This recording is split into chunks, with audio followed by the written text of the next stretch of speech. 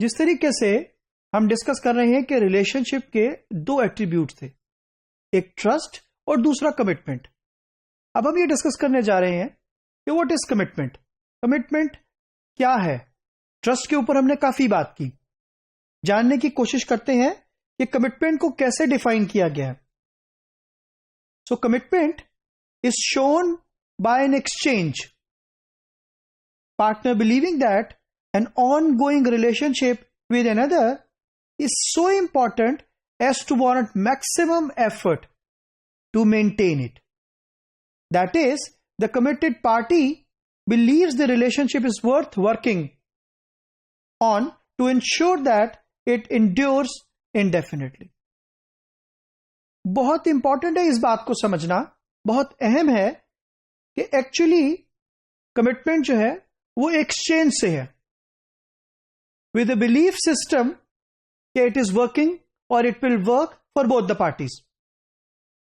देखिए, if the company will show commitment to the customer that they will take care for the customer for the longer period of time. इसकी दो examples हम discuss करते हैं। सबसे पहली example, आप एक शॉपकीपर के पास जाते हैं, आपने उससे कोई शर्ट बाय की, आप घर पहुंचे उस शर्ट को लेकर और आपने देखा उस शर्ट में कोई डिफेक्ट है। आप वापस गए उस शर्ट को लेकर उस शॉपकीपर के पास और उस शख्स ने आपको पहचानने से भी इंकार कर दिया। And this is a situation which generally people came across. अब ये एक एक्सचेंज था, बट यहां कोई कमिटमेंट नजर नहीं आ रही आपको। वर्सेस अगर आप किसी एक ऐसे इदारे से प्रोडक्ट बाय करने के लिए जा रहे हैं कि जो कि इंश्योर करता है कि इन एनी केस अगर आपको कभी भी कोई प्रॉब्लम होगा, for example if a company is offering 5 years warranty of a particular product, तो अगर उन 5 years के अंदर अंदर कोई भी मसला होगा तो they will take care of that product. So they are actually committing to the customer कि हम अपने इस जो गारंटी है, जो वारंटी है, उसको इंश्योर करेंगे। इसका मतलब यह है कि कमिटमेंट अगर आपने कस्टमर को दे दी है तो कस्टमर ने उस बिलीफ के ऊपर कि that you will fulfil that requirement और लॉन्गर रन के अंदर, तो ये उस रिलेशनशिप को स्ट्रेंथन करेगा, क्योंकि ये रिलेशनशिप का की एट्रीब्यूट है ट्रस्ट के साथ। इसी तरीके से जानते हैं कि कौन कौन से कैरेक्टरिस्टिक्स हैं कमिटमेंट के। तो commitment arises from trust, shared values and the belief that partners will be difficult to replace. आप जिस कंपनी के साथ, जिस इदारे के साथ काम कर रहे हैं एज ए कस्टमर, या आप जिस कस्टमर के साथ काम कर रहे हैं एज एन इदारा, जब आपको यह एहसास हो जाए, ये ट्रस्ट हो कि ये पार्टनर इज डिफिकल्टी फाउंड, इसका मतलब यह है कि आप कमिटेड हैं उस कस्टमर के साथ एज एन इदारा, या वो इदारा कमिटेड है आपके साथ एज ए कस्टमर। तो आपके लिए अगर आप समझते हैं कि ये partner is difficult to replace, तो is one of the characteristics of commitment. इसी तरीके से जो दूसरा कैरेक्टरिस्टिक्स है वो ये है कि commitment motivates partners to cooperate in order to preserve relationship investment. तो अगर आपको कमिटमेंट मेक श्योर करता है कि आप एक दूसरे के साथ लॉन्गर रिलेशनशिप के लिए काम करें, देखिए कोऑपरेट करें उस रिलेशनशिप को प्रिजर्व करने के लिए। अगर आप रिलेशनशिप के ऊपर काम करेंगे रादर देन ट्रांजैक्शन, तो अल्टीमेटली आपका फोकस रिलेशनशिप बचाना होगा। कहा यह जाता है कि अगर आपके लिए आप किसी वन टाइम ट्रांजैक्शन को देख रहे हैं या रिलेशनशिप के ऊपर फोकस कर रहे हैं, तो better to focus on the relationship. You need to preserve the relationship and it is only possible if you are committed towards your customer. So commitment ये इंश्योर करती है कि आप अपने उस रिलेशनशिप को प्रिजर्व करने के लिए काम करें। एक और जो कैरेक्टरिस्टिक्स है वो commitment means partners forgo short term objectives और वो काम करें for the long term objectives which are associated for both the companies.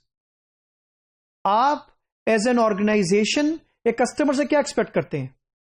आप एक्सपेक्ट करते हैं प्रॉफिटेबिलिटी, लेकिन आप ये जानते हैं कि किसी भी कस्टमर से फर्स्ट ट्रांजैक्शन में प्रॉफिटेबल नहीं हुआ जा सकता। क्योंकि there is a cost to acquire the customer, there is a cost to serve the customer, there is a cost to maintain the customer. तो मल्टीपल ट्रांजैक्शंस के बाद आप उस कस्टमर को एक प्रॉफिटेबल कस्टमर बना सकते हैं। तो आपकी कोशिश क्या है एज एन ऑर्गेनाइजेशन? कोशिश यही है कि शॉर्ट टर्म ऑल्टरनेटिव्स के ऊपर ना जाया जाए, शॉर्ट टर्म ऑब्जेक्टिव्स को ना देखा जाए, लॉन्ग टर्म ऑब्जेक्टिव को देखा जाए कि इस कस्टमर का पोर्टफोलियो इतना स्ट्रांग है कि ये मेरे लिए लॉन्ग टर्म के अंदर एक सस्टेनेबल इंक्रीमेंटल प्रॉफिटेबल बिजनेस ला सकता है, जनरेट कर सकता है, तो then you have to work on it. इसी तरीके से एज ए कस्टमर आप ये जानना चाहेंगे कि मैं शॉर्ट टर्म ऑब्जेक्टिव को ना देखूं, मैं लॉन्ग टर्म ऑब्जेक्टिव को देखूं। क्या ये इदारा मुझे for the longer period of time sustainable तरीके से प्रोडक्ट को प्रोवाइड कर सकता है? For example, you are a restaurant, आपके लिए क्या मैटर करता है, प्राइस या sustainable delivery of the product? Imagine करें आपको चिकन सप्लायर चिकन ना दे सके, तो do you think can you work in that restaurant? या आप कस्टमर को वो प्रोडक्ट आगे सेल कर सकेंगे? कभी भी नहीं। तो आपके लिए क्या चीज बड़ी जरूरी है? सस्टेनेबिलिटी। वो सस्टेनेबिलिटी तभी मुमकिन होगी जब आप फोकस्ड होंगे लॉन्ग टर्म ऑब्जेक्टिव के ऊपर। You are looking for a partner who is ready to build with you, who is ready to grow with you, who is ready to develop the long term relationship. जो fourth characteristics है वो ये है, commitment entails vulnerability, leaving partners open to opportunism as well. तो ये बात भी important है कि जो कमिटमेंट है वो वल्नरेबिलिटी को एंटेल करती है। तो इसलिए partners are always open to look for the opportunities as well. हम जानने की कोशिश करेंगे what are the evidence of commitment.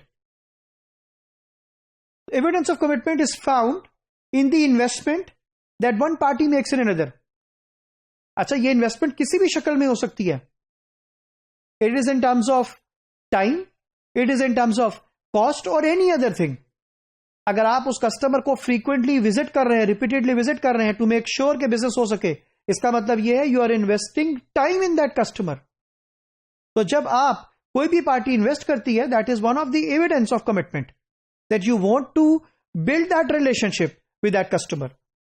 इसी तरीके से when one party makes investment in the promising relationship and if the other responds, the relationship evolves. अगर दूसरी पार्टी रिस्पॉन्स नहीं देगी तो वो रिलेशनशिप ग्रो नहीं होगा, वो रिलेशनशिप इवॉल्व नहीं होगा, and the partners become increasingly committed in doing business with each other. अगर B2B सिनेरियो की बात करेंगे या B2C सिनेरियो की बात करेंगे, दोनों में it will work in the same way. Business to business होगा या बिजनेस टू कंज्यूमर होगा, दोनों सूरतों में it will effectively work in the same way. इसी तरीके से इन्वेस्टमेंट कैन इंक्लूड, जिस तरीके से मैंने अभी बात की, it can include time, it can include money and the sidelining of current और ऑल्टरनेटिव रिलेशनशिप्स। इसी तरीके से a partner's commitment to a relationship is directly representative in the size of the investment in the relationship, since these represent termination cost as well. क्योंकि अगर आप time, money या और भी कुछ चीजें कस्टमर के ऊपर इन्वेस्ट कर रहे हैं और वो रिलेशनशिप कंटिन्यू नहीं हो पाएगा, तो you need to understand that what would be my termination cost with that customer.